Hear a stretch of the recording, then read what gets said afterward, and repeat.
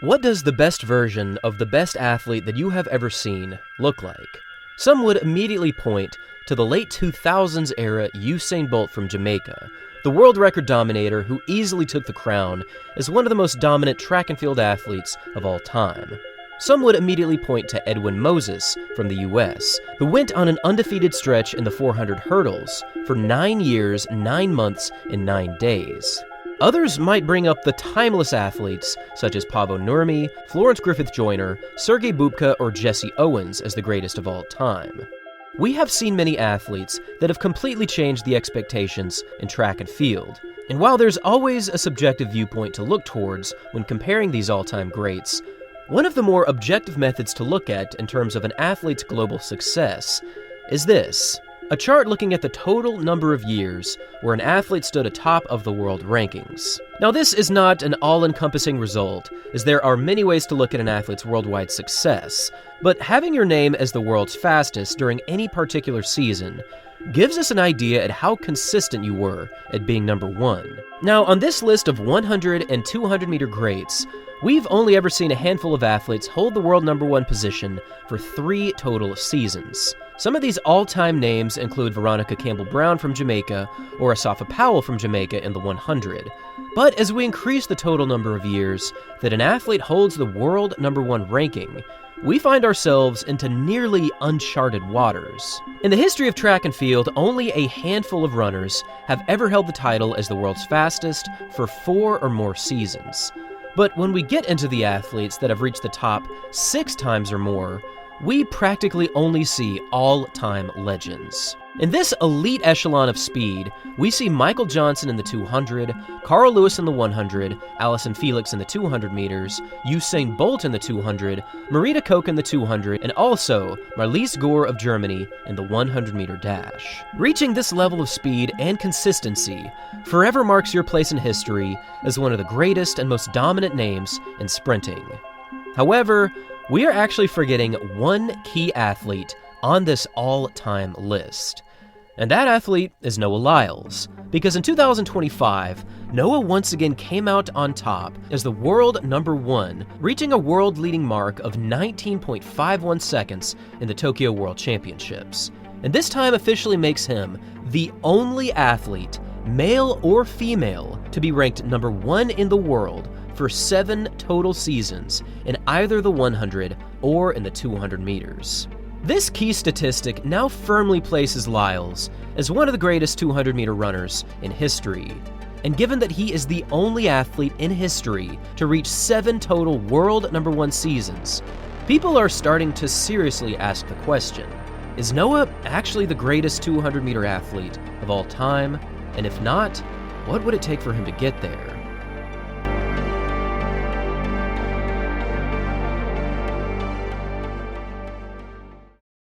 How do you know when an athlete is truly one of the greatest ever? Is it pure dominance over their rivals? Is it the deep cultural change that you can see whenever you watch them compete? Or is it overall consistency that they've displayed throughout their careers? Having any of these characteristics is already one of the rarest things in all of athletics. But if you really want to get into the running as one of the greatest of all time, you'll likely need a little bit of everything. Here's a table looking at the best 200-meter seasons that both Noah Lyles and Usain Bolt had in their careers. Now for Bolt, his peak years took place from 2008 through 2012, at least based on strictly numbers. And if we look closer at the years 2008, 2009, 2011, and 2012, Bolt averaged 19.98 seconds in 2008, 20.02 in 2009, 19.98 in 2011, and 20.05 seconds in 2012. Now, for an entire season, these numbers already tell a powerful picture, as holding a season average near 20 seconds flat is already a key picture of steady racing. But what this table does not show you is what Usain Bolt was really doing that season. You see, for Bolt's qualification races, both at the Jamaican Nationals and the Olympic Games, Bolt would practically jog his times, as he only wanted to get into the next round to ultimately make it into the final where he would go all out. And these 70 to 80% efforts slowed him down substantially for a season's average.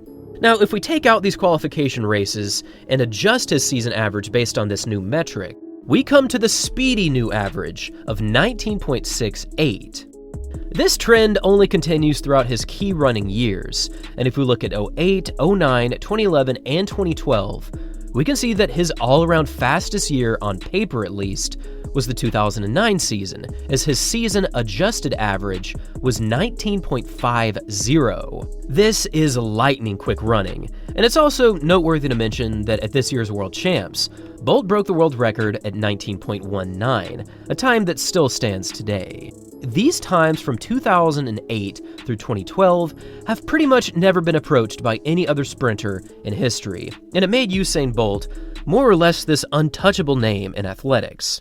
Well, that was until Noah Lyles came into the picture, because for Lyles' best years, he has been running strikingly close to the previously untouchable marks of Usain Bolt. From 2022 to the present day, Lyles has been dominating over and over and over in the 200, and for his season averages, we also see an incredible amount of success for his career. In 2022, Noah had a season average of 19.67, and that's not even adjusted. However, when we do adjust by his qualification races, his 2022 season comes out to a 19.58 second average. This trend of non-stop sub-20 second running continues in a very similar manner to the great Usain Bolt throughout his career. And in 2023, 2024, 2025, and also back in 2019, Lyles has every single year, unadjusted, well under 20 seconds. And just like Bolt, he has 3 seasons with an adjusted average under 19.70. Look up any World Championship or Olympic final in the 200 meters, and the odds are that if you're running under 19.7, you will find yourself on the podium on the biggest stage in all of sprinting.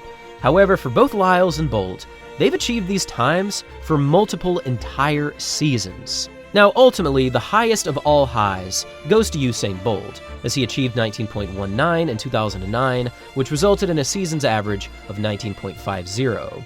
However, in 2022, Lyles averaged 19.67 for every one of his 200-meter races, and for that season, he ran more 200 races than any previous year in Usain Bolt's career. And in the minds of many, Lyles' 2022 was in fact the greatest 200 season in history, even though he didn't quite reach the world record of Usain Bolt. Now, beyond just season averages and total number of years at the world #1 spot, we arrive at one of the key barriers in the half-lap distance, the 20-second barrier.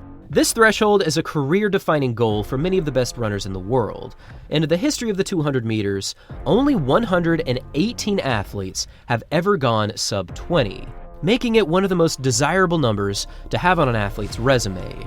But in terms of total number of sub-20s, Lyles currently takes this crown quite easily.